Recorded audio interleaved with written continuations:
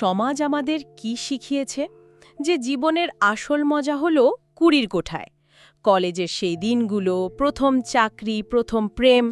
কিন্তু যদি বলি এটা একটা অর্ধেক সত্যি। হ্যাঁ, ঠিক তাই। যদি বলি আসল খেলাটা শুরু হয় 40-এর পর, যখন চেহারায় শুধু বয়স না, অভিজ্ঞতা ভাসে। আর নীরবতায় শক্তি প্রকাশ পায়। আজ আমরা ঠিক এই রহস্যটাই ভাঙতে চলেছি। কেন 40 বছর বয়সে একজন পুরুষ ছেলেমানুষি থেকে বেরিয়ে এসে একজন লিডারে পরিণত হয়? আর দেখুন, এই আলোচনাটা কিন্তু শুধু বয়সের সংখ্যা নিয়ে নয়। না না, একদমই না। এটা আসলে মানসিকতার একটা রূপান্তর। আমাদের হাতে থাকা লেখাগুলো বলছে কুড়ির কোঠার জীবনটা অনেকটা বিরাট কোহলির শুরুর দিকের মতো। প্রচুর শক্তি, আবেগ, 4 ছক্কার ঝলকানি। এক্স্যাক্টলি, কিন্তু ফোকাসটা থাকে বাইরের স্বীকৃতির উপর, মানে সবার চোখে সেরা হওয়ার একটা চেষ্টা। ঠিক, ওই বয়সে সবার কাছ থেকে ভ্যালিডেশন বা স্বীকৃতি চায়। কিন্তু 40-এর পুরুষের মানসিকতা? সেটা হলো MS ধোনির মতো, মাঠের ওই কোলাহলের মাঝেও শান্ত, আত্মবিশ্বাসী। তার উপস্থিতিটাই যথেষ্ট। হ্যাঁ, এই রূপান্তরটাকেই সূত্রগুলো বলছে ভ্যালিডেশন থেকে ভিশনের দিকে যাত্রা। সে আর আকর্ষণ খোঁজে না, আকর্ষণ তাকে খোঁজে। বাহ, দারুণভাবে বললেন। আর এই স্থিরতাই কি আকর্ষণের মূল মনস্তত্ত্ব? একদম। দেখুন, লেখাগুলো বলছে এই আকর্ষণ দামি পারফিউম বা সুন্দর চেহারার জন্য আসে না, এটা আসে ভেতর থেকে, মানসিক পরিপক্কতা থেকে। হ্যাঁ, মনোবিজ্ঞানের ভাষায় যাকে বলে ইমোশনাল সেফটি, মানে মানসিক সুরক্ষা দেওয়ার ক্ষমতা। এই ইমোশনাল সেফটি ব্যাপারটা একটু ভাঙলে ভালো হয়। এর মানে হলো বিশ্বাসযোগ্যতা আর স্থিরতা। যখন একজন মানুষের প্রতিক্রিয়াগুলো স্থিতিশীল থাকে, তখন আমাদের স্নায়ুতন্ত্র তাকে একটা নিরাপদ আশ্রয় হিসেবে দেখে। আর এটাই আকর্ষণের একটা খুব শক্তিশালী অবচেতন চালক। দারুণ ব্যাখ্যা। মানে 20 বছরের তরুণ হয়তো প্রভাবিত করার জন্য কথা বলে, কিন্তু 40-এর পুরুষ বুঝে কথা বলে। সে জানে কখন চুপ থাকতে হয়। এই গভীরতাই তাকে বাকিদের থেকে আলাদা করে তোলে। আপনার জীবনেও কি কখনো এমনটা অনুভব করেছেন? এই যে মানসিক সুরক্ষার অনুভূতি, এটাই কি আসলে আকর্ষণ নয়? প্রশ্নটা খুব গুরুত্বপূর্ণ। তাহলে এই স্থিরতা আসে কোথা থেকে? এটা তো আর বয়সের সাথে এমনি এমনি চলে আসে না। না, একদমই না।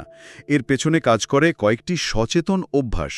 সূত্রগুলো মূলত 3টি স্তম্ভের কথা বলছে। প্রথমটা কি? প্রথম স্তম্ভটি হলো ভাবনার নিয়ন্ত্রণ বা ইমোশনাল কন্ট্রোল। এর মানে কি? অনুভূতি চেপে রাখা? না, চেপে রাখা নয়, বরং অনুভূতির কারণটা বোঝা। আগে হয়তো সামান্য কিছুতেই রেগে যেত, এখন সে পরিস্থিতিকে বিশ্লেষণ করে। অহংকার দিয়ে নয়, বুদ্ধি দিয়ে পরিস্থিতি সামাল দেয়। ঠিক। আর দ্বিতীয় অভ্যাসটি হলো একটি নির্বাচিত বৃত্ত বা সিলেক্টিভ সার্কেল তৈরি করা। মানে এখন আর সবাইকে খুশি করার চেষ্টা করে না। একদম। 20তে আমরা হয়তো 1000টা বন্ধু চাই, কিন্তু 40-এ এসে একজন পুরুষ বোঝে যে তার শক্তি আর সময় দুটোই সীমিত। তাই সে এমন মানুষদেরই পাশে রাখে যারা জীবনের সত্যি কোনো মূল্য যোগ করে। হ্যাঁ, একটা ছোট কিন্তু শক্তিশালী বৃত্তই তার সবচেয়ে বড় সম্পদ।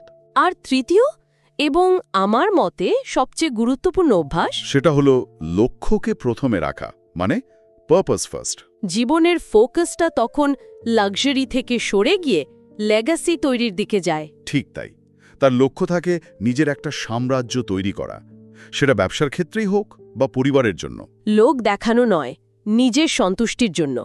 যদি এই কথাগুলো আপনার মনের মতো হয়, তাহলে কমেন্টে জানান। আর এই 3টি অভ্যাস, ভাবনার নিয়ন্ত্রণ, নির্বাচিত বৃত্ত আর একটা বড় লক্ষ্য, একজন পুরুষকে কেবল আকর্ষণীয় নয়, অপরিহার্য করে তোলে। সে তখন আর আকর্ষণের বস্তু থাকে না, সে নিজেই একটা শক্তি হয়ে ওঠে। তাহলে সবশেষে কি দাঁড়ালো?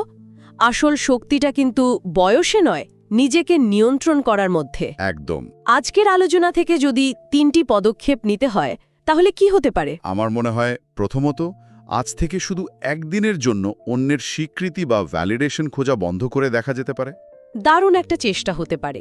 আর দ্বিতীয়, এই সপ্তাহে নিজের একটা মানসিক দুর্বলতা চিহ্নিত করা আর প্রতিক্রিয়া দেখানোর বদলে শুধু সেটাকে বোঝার চেষ্টা করা। আর তৃতীয়ত, এই মাসে এমন একজনের সাথে কথা বলুন যিনি জীবনে সত্যিই ইতিবাচক প্রভাব ফেলেন। খুব ভালো পরামর্শ। আর সবশেষে আপনাদের জন্য একটা প্রশ্ন। 1 মিনিটের মধ্যে কমেন্ট করে জানান আপনার জীবনের আসল লক্ষ্য কি। এই আলোচনা যদি ভালো লেগে থাকে তাহলে আপনার বন্ধুদের সাথে শেয়ার করুন, লাইক আর সাবস্ক্রাইব করতে ভুলবেন না। এই ভিডিওটি দেখার জন্য আপনাকে অসংখ্য ধন্যবাদ। এরকম আরও ভিডিও পেতে আমাদের চ্যানেলটি সাবস্ক্রাইব করতে ভুলবেন না।